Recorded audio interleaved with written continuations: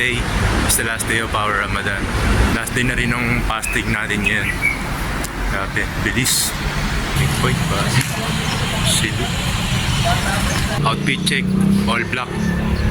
White socks, fresh haircut. Itong Ramadan ang pinaka-disiplina natin na dumating in 2025 kumpara sa mga past Ramadan.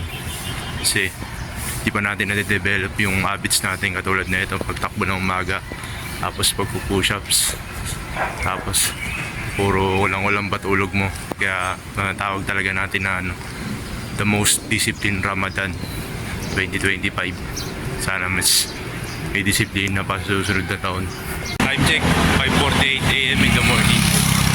Sa mga nagtataka kung baka nakapasting pa tayo o hindi, sagot palaging oo. Lagi tayo nakapasting, guys. Dali lang tumakbo na nakapasting ka.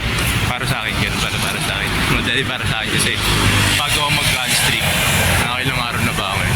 Hindi ko mabilang ilan ng run streak ko ng araw. Mga nasa 220 pataas na siguro. Kaya hindi ko kasi binibilang. Hindi nga, ng run streak natin. Bago tayo mag-umpisa ng run streak, hindi talaga ako makain. Paano? Bago tumakbo.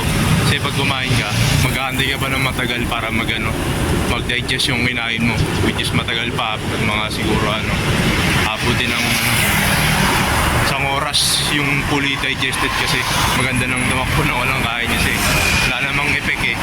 Kasi sa kumain ka, tapos tumakbo ka, may effect yun.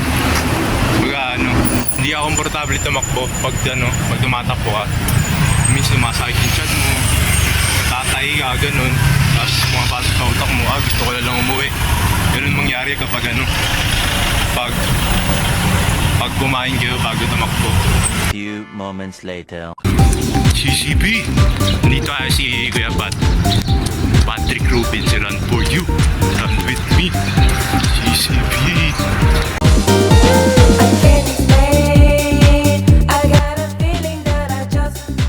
Mga nagtataka kung go easy ba tayo o go hard pa rin ngayong fasting. Lagi tayong go hard, guys, kasi pag nag-go easy tayo, napakadali lang. Kapag go hard, madali lang din, wala rin epektibo. So, no choice man, kailangan mo gawin yung mahirap kung wala namang epekto. Guys, nakompleta na natin yung 30 days of running during Ramadan.